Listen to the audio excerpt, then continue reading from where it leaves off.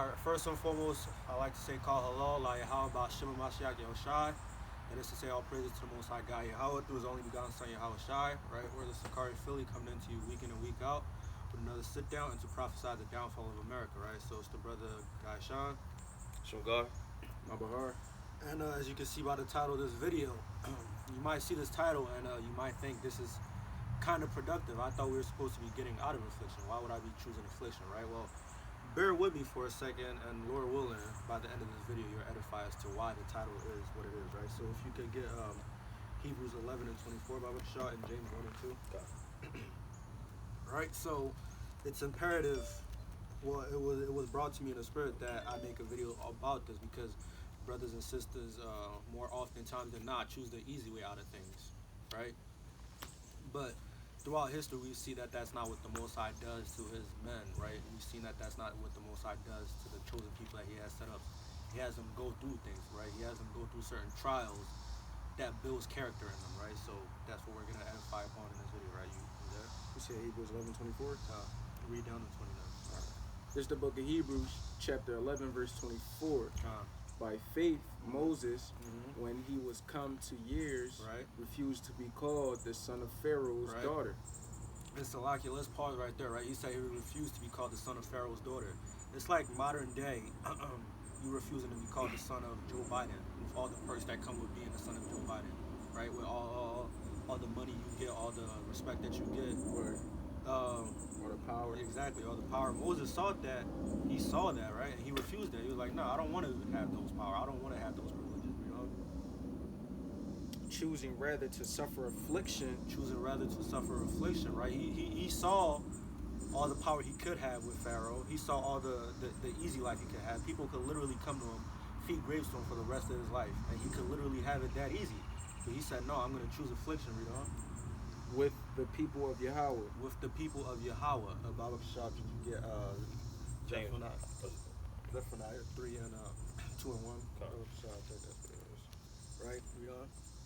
Then to enjoy pleasures of sin for a season. Right? So he saw that, but he was like, nah, I'm going to choose to spend affliction with my people. I'm going to choose to be around my people and suffer the same fate they're going to be. Because those are my people. Right? You got it. Come on, Zephaniah 2 and 1. Come on. Zephaniah chapter 2, verse 1. Gather yourselves together, O nation not desired. O nation not desired. And in Egypt, they weren't desired either because they were in slavery. They were being treaded down upon. They were being treated miserably. Moses said, nah, instead of bypassing it, yeah, I could pass as a Hamite. I could enjoy all these privileges. But no, I'm going to choose to suffer affliction with my people. That's what we as Israelites have to choose.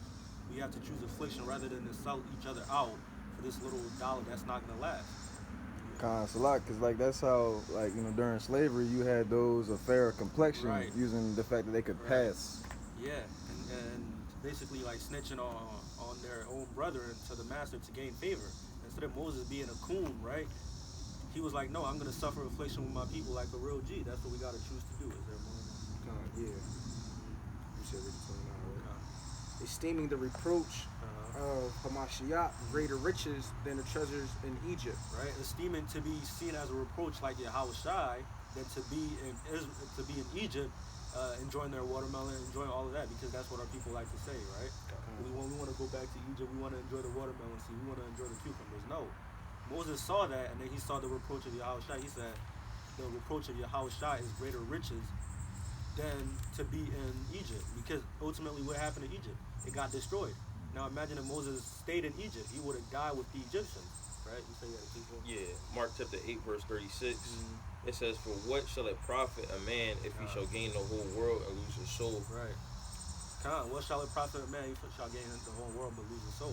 Right? You want to break it down? No, you got it. Yeah, what shall it profit a man if he shall gain the whole world and lose his soul? Because those are little riches still, right? The whole world, compared to what your soul is worth, is little riches in comparison still, right? Because your soul, that's what's the actual precious substance, right? You got it, Yeah. This is the book of Proverbs, chapter 17, verse 17. A friend loveth at all times, and a brother is born for adversity. Right. So basically, as we're going through the hard times and stuff, and we taking our afflictions, we get friends. We we get brothers that endure also with us, because that's what Moses said. He rather be in the affliction with the men of Yahweh. So. Right, he rather get delivered together with the men of Yahweh. Yeah. At a point, I'm not really sure the actual scripture, but brothers who read the book of Maccabees are familiar with the one brother. He was an elder in Israel, and the heathens tried to get him to eat a particular meat and tried to say that it was an unclean meat to the people of Israel, and then that way he would still hold on to his life a little longer, right, and able to live and still be at peace with the heathen at that point in time. But to sell out his brother and to go ahead and go against the Most High. But he saw that it was better to stick with the Most High, suffer the punishment from the heathens, right, and keep going with that. And that's the spirit that we need to be in, especially in the times that we're entering now or have already entered, right? We're in the beginning of Jacob's sorrows, right? Jacob's troubles. And that's the type of spirit that we need to be in, right? We need to look at this affliction as something that's not going to, matter of fact, I think it's in Baruch. I'm going to bring it out. This is the book of Baruch, chapter 4, verse 6, right? You were sold to the nations not for your destruction, but because you moved the Most High to wrath. You were delivered to your enemies, for you provoked them that made you by sacrificing unto other idols, right? We were sold to the other nations, right? We were put in their hand, in their power, not for our destruction, right? It's not for our destruction. We're not here because the Most High is just done away with us. No, we're here to be tested. We're here to be tried, right? As Zechariah said, the 1/3 shall pass through the fire as they're being refined, right? So we're here to be refined. This is literally our testing, our trial period to see what we're made of, right? So that's what brothers and sisters gotta realize, and that's what brothers and sisters gotta see when they're choosing affliction. This is what you're choosing. You're not choosing carnal things. You're choosing spiritual things that will last in the future. You had a point, bro? Kinda, because it goes like with that precisely in Second Maccabees. If somebody wanna bring it up, it's 6 and 12.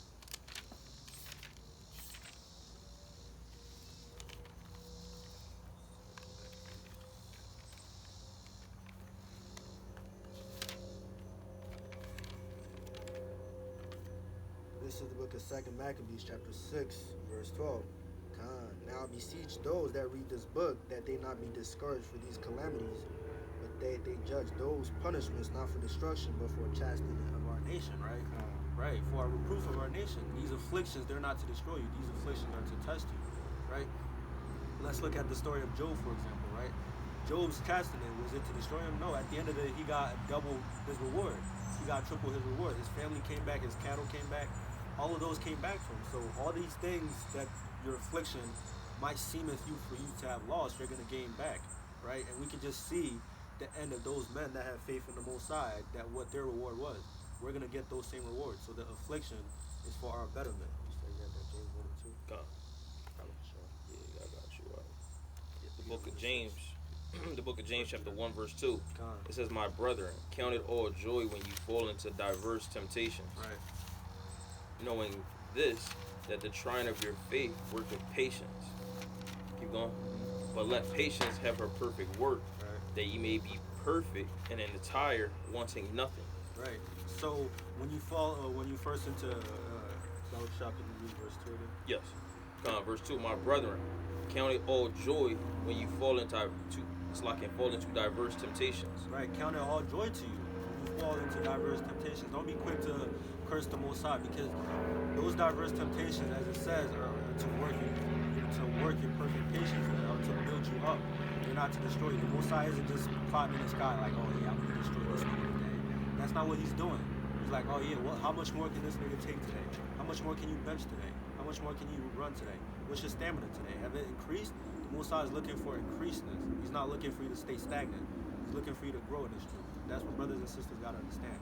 Affliction is to grow you. It's not to destroy you. It's for your growth. You got that. First Peter 1 and 6. 1 and 6. It's the book of 1 Peter, chapter 1, verse 6, wherein ye greatly rejoice, though now for a season, if need be, ye are in heaviness through manifold temptations. Right. Keep on.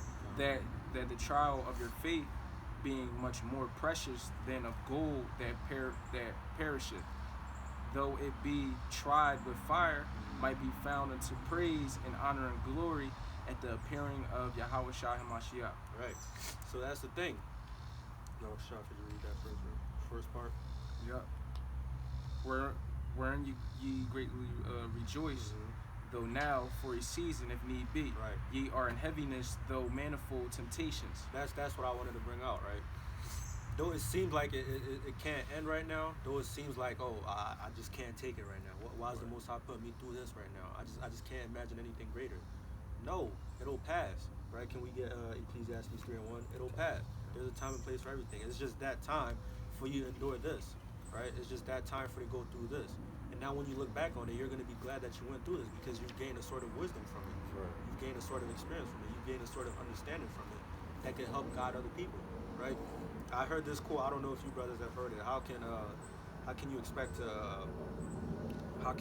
help somebody be a millionaire if you yourself haven't been a millionaire, right? How can you expect me to trust my spiritual life to you when you haven't been tested through anything? Like our elders, they're our elders because they've been through stuff. They've been through trials and tribulations. They know how to navigate it. That's why they're our elders. If they haven't been through any of those things, we wouldn't trust them to be our elders, right? It says, make not yourself an underling to a foolish man. Their tribulations, their afflictions that they went through made them wise men. If they didn't go through any of those things, we can trust them with it, right? I appreciate it. Second Ezra chapter 7 verse 9. If this city now were given unto a man for an inheritance, if he never shall pass the danger set before it, how shall he receive this inheritance? And that inheritance is the kingdom of the Heavenly Father, right? That we all are designed to be 144,000 that ruling class. How are we gonna be that ruling class if we never went through nothing? Exactly. We have to pass that danger, which that danger is these trials and tribulations that you're talking about. And look at America. Look how they're ruling. They haven't been through any dangers, and they're ruling willy-nilly. They're going around destroying the earth. So look at their examples. Look what people who haven't passed through any dangers. Look at people who haven't been through the building process and just got the ends. No, you're supposed to. The ends do justify the means, right? You have to go through stuff. That's how the end is going to be that much sweeter because you've been through the affliction. You've been through the troubles, right? Getting the kingdom is going to be that much sweeter to you because you've made it out of Babylon, because you've endured the temptations. If you just made it out of Babylon, the kingdom wouldn't be sweet to you because you didn't have to work for it, right? But can you go back to 1 Peter 1:6? Yeah. Start at 7. From the top. 6. This is back in 1 Peter chapter 1 verse 6, wherein ye greatly rejoice, though now for a season, if need be. For a season, it's just a small time, right? Though that affliction that you're going through, brothers and sisters, though that affliction, it seems like, it's not gonna end. It's perpetual. No, it's for a season, because the Most High sees it all, and it's just a speck in the Most High's eye. You think it can never end, but the Most High, to him, it's just like this, right? Read on. Need be. Ye are in heaviness. You are in heaviness. Yeah, it is heavy. Nobody said that being in the truth was going to be easy. Right. Nobody said it was going to be a cakewalk. Yahweh Shai didn't have a cakewalk. So it definitely ain't going to be easy for you, right, Read on? Through manifold temptations. Manifold. Not just one, right? Not just one temptation. Manifold temptation. And we're in Babylon. This is the land of temptation. Everywhere you look, on TV, you go outside, you go to work. Everywhere you look, there's temptation through manifold temptations. But it's still a short period of time to the Most High, because brothers bring it out on all the time in the highways. To the Most High, we've just been in slavery. We've just been put in slavery like a half a day ago. It hasn't even been a whole day, right? So it's just a short moment to the Most High. Brothers and sisters still gotta endure. Read on.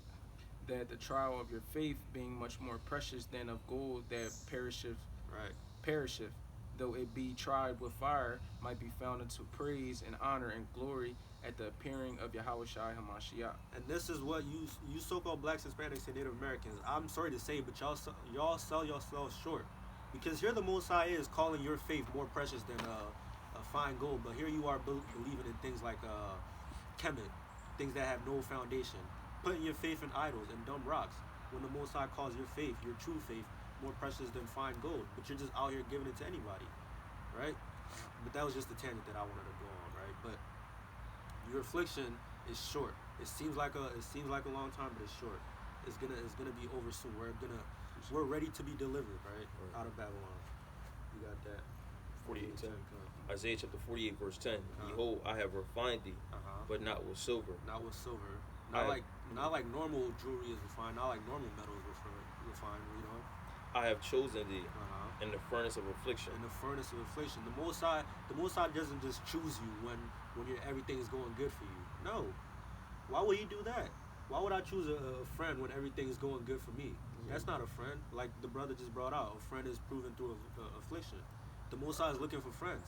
If he wanted people that are just yes men, He would have just all right, come along. No, He's gonna see if you're about something or not, right? Exactly. Nobody in the world wants to have a lukewarm friend, right? Somebody who's not 10 toes down, somebody who's not sturdy, right? Exactly. That's what the Most High is looking for. He's choosing you out of affliction because when you're at your lowest, when you're going through pain, that's when you reveal your character. That's when your character starts to show. The Most High is looking for character in us. And Shalakia too, they say that the Most High ain't gonna put you through stuff that you can't handle. Exactly. Yeah. He's not gonna put you through stuff you can't handle. He never has. He never will. That's right. Right. What you need? Nah. Could you reread that again? Yeah, come.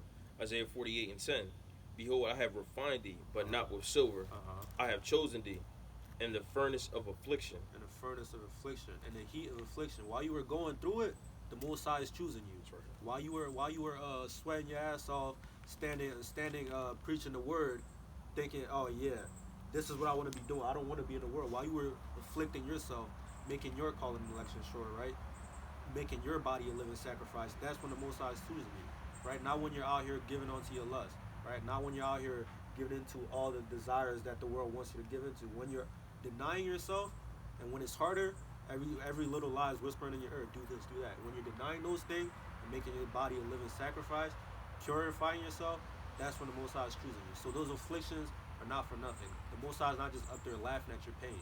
No, He's testing you. He's seeing how much you can take. Right. You had a precept. Oh, it was just going back into being tried as gold. It says in Sirach chapter 2 verse 5, for gold is tried in the fire, and acceptable men in the furnace of adversity. Acceptable men in the furnace of adversity, right? And there we go again. Like people think you're gonna be in the truth, right? You're gonna be a man of the Lord, and the Most High is not gonna try you. No, all the men of the Lord have been tried. What book are you reading where you think like it's just gonna be easy for you? What Bible are you reading? What version are you reading? I want to know. Like every man, King David himself was tried. Yeah. Right. Yeah. Nathan the prophet came to him. Hey, look, man. Would you rather all your people die or I kill your son? Because you slept with that woman. Now the Most High requires something to happen to you. Right. King David was tried. King Solomon was tried. All these men were tried. Samson was tried. Yahushua was tried. All these people were tried. You're not gonna come into the truth and not be tried. Right. It's not gonna be easy. But you have to go through it, right? I just wanted, can you get Sirach 27:5? Yeah, we was just reading this earlier today, so I can read it. This is the book of Sirach, chapter 27, verse 5. The furnace proveth the potter's vessels, so the trial of man is in his reasoning. Yeah, The fruit declareth if the tree have been dressed. So is the utterance of a conceit or a conceit in the heart of man. Can you reread from 5? Yeah. This is the book of Sirach, chapter 27, verse 5. The furnace proveth the potter's vessels. So the trial of man is in his reasoning. Yeah, so your reasoning, your train of thought, your motivation, right? What motivates you to go, that's going to be tried. Right? If the Most High wants to see if you're doing this for the right reason, if you're doing it to be seen of men, if you're doing this for Him. Those are two different reasons you could be in here.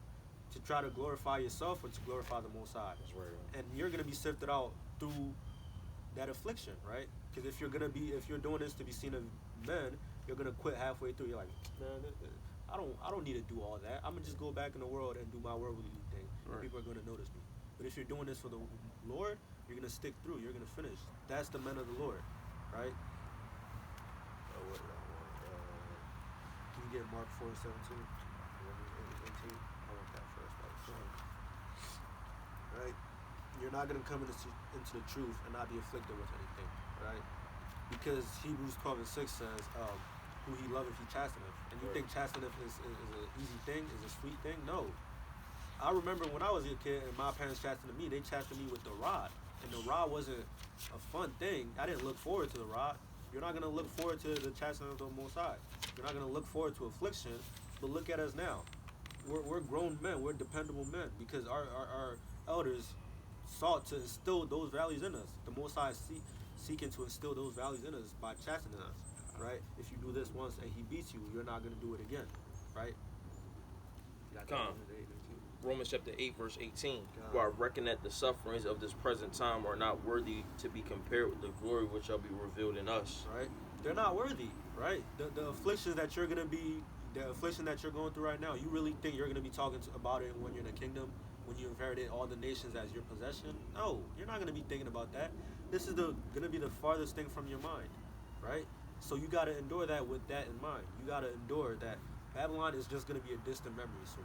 Right, all the pain that I went through here is just going to be a distant memory still. Right. But the character that I built here, that's going to last, and that's what's going to get me into the kingdom. Right? You enduring Babylon, you call upon the name of the Most High, you doing His works. Right? You building that character here is going to get you into the kingdom. Right? All the affliction, you're not going to remember those, but the character that you're going to build here, for sure, is going to last with you. So I exalt brothers and sisters to keep that in mind whenever they're going through something. Right? The affliction is not to destroy you. You got that, Mark? Yep. This is the book of Mark, chapter 4, verse 17. And have no root in themselves, and so endure but for a time. Yeah, you got to take deep root within yourself. When you come to the truth, you gotta ask yourself: am I in here for a short while? Do I see myself doing this and dedicating my life to it? Matter of fact, get Sirach 4:22. Do I see myself dedicating my life to this and dying for this? Because I'm pretty sure you've asked yourself that question too, and you've asked yourself that question too, right? So I can speak for brothers around me that I know we've asked ourselves that question, like, do I see myself dying for this? If that answer isn't yes, then you're not deeply rooted, right? Because Scripture says, he that will value his life over mine shall lose it, right? Or something, I butcher that pronunciation, right? Yeah, it was like, he who values their life over mine shall lose it, right? And who shall lose his life for my sake shall gain it, right? Yeah. So you gotta be willing to lose your life for this ministry's sake. You gotta be willing to lose your life to bring the kingdom forward. If you're not, then you're not deeply rooted, or you gotta question yourself again. You got that? We said chapter 4, verse 22. 22. All right, this is the book of Sirach, chapter 24, verse 22. Accept no person against thy Sirach 4 and 22. Yeah. You said 24. So it's a lot. Sirach 4 and 24, or it's a lot. 22. Accept no person against thy soul. Wait, and strive for the truth unto death. Sorry.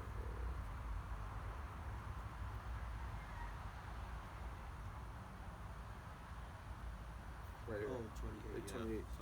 This is the book of Sirach, chapter 4, verse 28. Strive for the truth unto death, and the Lord shall fight for thee. Right? And that's the thing. If you have the faith, man, you striving for the truth unto death, you're not even going to taste death. Right? Because you've given your all to the Most High. The Most High is not going to leave you hanging when you've given 110% to Him. Right? So that's the thing you got to have faith with. You got to have, when you go through that affliction, you got to keep it in your mind. All right, the Most High is never going to let me hang it if I keep calling on His name and if I go through this willingly. Right? Yeah, we can go back to that Mark 4:17. Which the book of Mark, chapter 4, verse 17. And have no root in themselves, and so endure but for a time. They endure, but they endure for like a year, 6 months, and then they're out. Right? They don't have deep roots. They see the persecution that's arising on the Israelites. Oh, Hebrew Israelite terrorist groups. They did this, Oh, I don't want to be associated with that. Oh, I thought it was just putting fringes on and hanging out with the brothers and eating lamb. I didn't know it came with being called racist. I didn't know it came with being called a terrorist. I didn't know all of that, right? So they endure, but when those persecutions come, they leave quickly, right? Read on. So, and afterward, when affliction or persecution ariseth for the word's sake, immediately they are offended. They are offended, yeah. They lose hope. Yeah. They're like, oh, no, not me. I can't do that. I thought this was easy. I thought all I had to do was stand there and look militant. I didn't think I had to do all that. No. You're striving for the truth unto death. What did you think this was? That comes with affliction. That's not an easy thing to do. So don't. What did Luke say? Count the cost before you enter this, right? It's not gonna be an easy thing. You gotta count the cost. You gotta see if you're willing to die for this or not. If you're not, this isn't for you, If you are, then you're going to go through affliction. I'm sorry to tell you that, but every Israelite has gone through affliction. Just take it cheerfully, take it on the chin, and keep moving. You got a point? Can you get Sirach 9 and 11? Just Sirach 9 and 11. Well, niggas go through affliction in the world, right? You know what I'm saying? Or for a job, because they still stick with that thing, where they boss oppressing them every goddamn day for a false and corruptible crown. Why not do this for an incorruptible crown that you're gonna have forever? Endure that chastening from the Lord. And that chastening is to build. It's not even just because the Most High just hates you. No, He's doing it to build you up. I get if the Most High was like, all right, I just hate this nigga, die, and just persecuting you for no reason. No, that's not what He's doing. He's persecuting you, right? He's putting affliction on you to make you stronger. He's putting a heavier load on you so your shoulders can get bigger, so you can handle more. That's what He's doing, right? You got that? You said Sirach 9 and 11. Envy not the glory of a sinner. Sirach 9 and 11. That's what you mean. Okay. This is the book of Sirach, chapter 9, verse 11. Envy not the glory of a sinner, for if thou knowest not what shall be his end. Delight not in the thing that the ungodly have pleasure in, but remember they shall not go unpunished until their grave. So I brought that out to say, right, to choose affliction. Just because you see America prospering, just because you see all these other nations doing good, right? Don't envy them. Don't be like, oh, I want to be a part of that. Moses saw through that. That's why he chose to suffer affliction with his people, right? Moses was like, yeah, nah, I already know. I see Egypt for what it is. You're mistreating my people. I don't care how crummy I can live. I don't care how good I can have it. My people are not having it that good. Therefore, this isn't for me. You Israelites don't have that same mindset, right? You'll cut each other's hands off to get to the top. No, and you won't even make it to the top. You get crumbs, right? So you people got to realize that America, no matter how good, no matter how lavish it is, isn't for you. Don't envy this place, right? Choose the affliction that's gonna get you a place better than this place, right? I forget what that scripture says. It says, "For they desire a place better than this," or something along those lines, right? They desired a far better home than this, or something along. I'm gonna find it, not right now, but something along those lines, paraphrasing, right? They desired a place far better than the affliction that they were in. They wanted to go back to a better Jerusalem, right? And this isn't that place, right? Choose to go to a place that's far better than this place. Choose to go to a better Jerusalem, a place that's good for you, right? A place that's gonna actually have you at the top, truly at the top, right? And by getting there, you're gonna have to go through affliction. You're gonna have to go through things that you probably don't want to go to, but things you need to go through, right? And that's what I made this, right? That's what the Most High had this video made for, right? So brothers and sisters could see that affliction isn't necessarily a bad thing. It's just necessary evil, right? Can you get Psalm 73 good? And I'm gonna finish out with Proverbs 14 and 12. Right? Affliction isn't a bad thing, and if you're not spiritually weaned enough, what I'm about to say might seem a little weird to you, but Satan isn't really your enemy. He's your adversary, somebody for you to overcome. So don't necessarily hate Satan. Satan's just somebody you have to overcome to get to the kingdom, right? Psalm 73 and 3. For I was envious at the foolish when I saw the prosperity of the wicked. Right? Don't do that. Don't be envious at the foolish. Don't see America doing good. Oh, the golden city. Oh, America's the top military. No, America's going downhill. What are you envying for? You're envying what? A few months of power before it gets destroyed? How much sense does that make? Right? Don't envy this place. Come out of this place, right? And it's going to be hard. That's where the affliction comes in. It's going to be hard to come out of this place. It's going to be hard to deny Babylon. That's where the affliction comes in. You have to be weaned off from that. And if you know weaning, right? Like, I'm sure you smoked cigarettes before, right? Giving up cigarettes isn't easy, right? You have to be weaned off from it. Being weaned off from something isn't easy. Being weaned off from Babylon isn't easy. It's an affliction in and of itself, right? But Babylon is going to be destroyed. So rather than, fuck it, I'm just going to keep doing this in Babylon. No. Be weaned off from Babylon. Choose that hard way that's going to lead you to life instead of choosing an easy way to destruction, right? You got that with Proverbs 14 as well? Yeah. You just close out with this. This is the book of Proverbs, chapter 14, verse 12. There is a way which seemeth right unto a man, but the end thereof are the ways of death. Right. You're going through your life right now. You're enjoying it, right? You think everything is easy peasy, right? You think, you're living it up. You think everything is good. No, everything's not supposed to be good, right? There's a way that seemeth good to you. You think this is what life is supposed to be. no, this is your captivity. Your captivity is not supposed to be this way. The end of this is death if you don't come out of it, right? So I implore you, brothers and sisters, to choose affliction like Moses did. And we see what happened to Moses, right? He was the first king of Israel, right? He delivered the commandments, right? He got his name etched in history. 3,000 years later, we're still talking about this man, the great prophet Moses, right? And he chose affliction. I would want that to be me. 3,000 years down the line, I would want there to be like, hey, remember Brother Gashan, what he did in Babylon, how he endured? I'm sure that you want that to be you too, right? So choose affliction, because that will be you if you choose affliction, right? If you endure what's going on to the end, as Revelations 2:26 says, Yahushua is going to give you the heathens for an inheritance, right? And you're going to break them to pieces. And that's what I want. So I'm choosing affliction. I implore you, brothers and sisters, to choose affliction with me. And with that, I say shalom and death to America. Death to America. God, I'm pretty